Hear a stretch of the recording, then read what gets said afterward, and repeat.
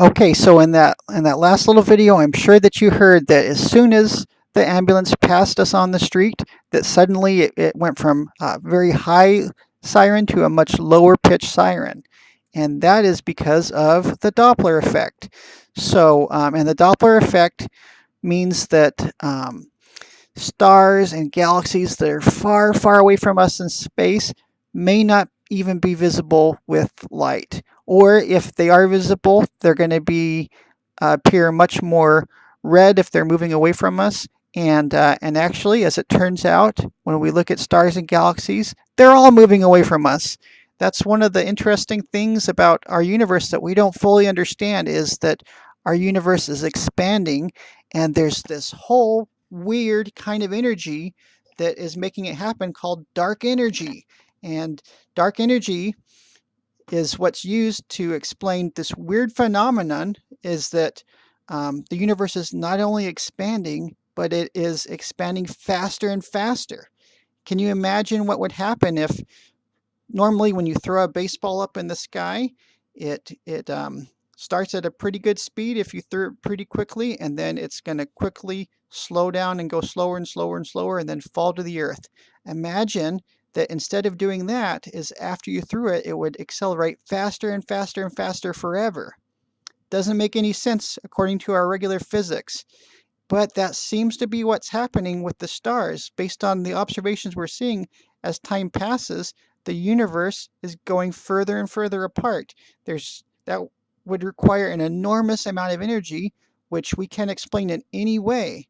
Why would it not be slowing down? Why would it not be at the same rate? How could the universe possibly be expanding faster and faster?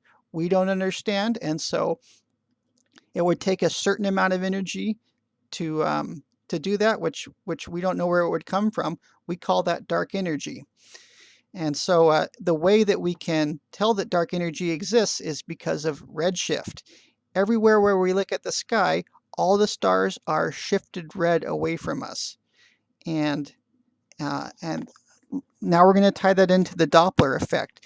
Did you notice that the when that ambulance was coming closer to us, it sounded higher pitch? That's because when an object is approaching you, as in this diagram, the wavelengths get compressed. As it's getting closer to you, it not only has the speed of the sound that's coming at you, but also the speed of the object that's making the sound.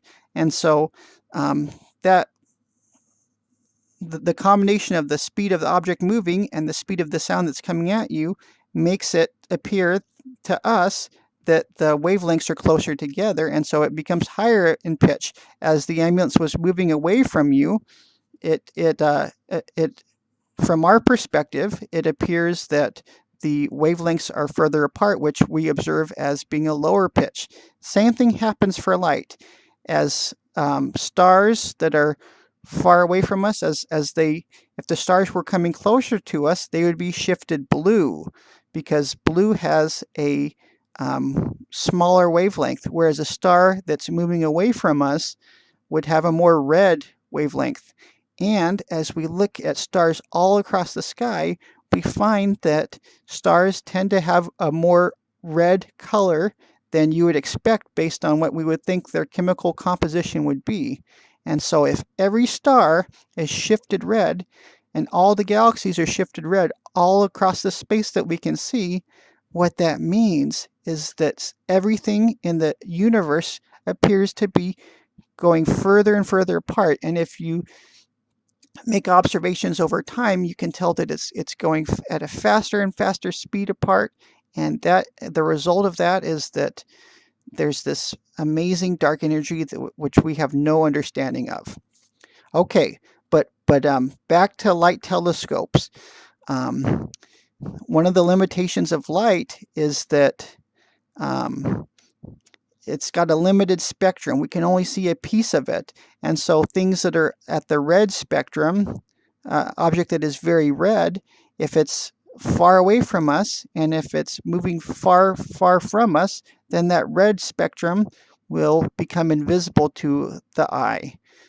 Red light is the most furthest apart, and so based on the Doppler effect, if it's deep red and if it's moving far away from us, eventually that red light becomes invisible to us. And so a light telescope will have that limitation, is that some of the light will become invisible from objects that are moving far away from us, and all the objects are moving far away from us based on dark energy. Okay, another weakness of all light telescopes is light gets blocked by matter, and our universe is filled with dust.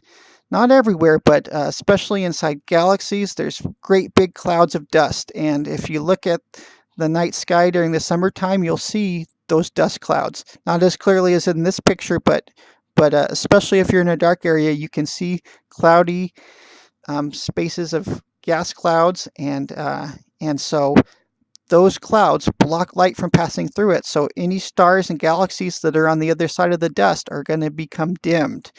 That's a weakness for light, but radio waves pass right through these dust clouds, and we can still make observations of distant stars and galaxies using radio waves that we couldn't see with just light alone. The next part of this, okay, I'm sorry, now we're at the review section. And so you're going to share this information with a parent or guardian, explain why binoculars and telescopes are important astronomical tools, and talk about the similarities, differences, advantages, disadvantages of different kinds of telescopes, including radio telescopes. We didn't talk about X-rays, but that's an example of a different kind of telescope that's similar to a radio telescope, just uses another kind of invisible spectrum. Refracting telescopes, reflecting telescopes. So go find a parent and pass that information off.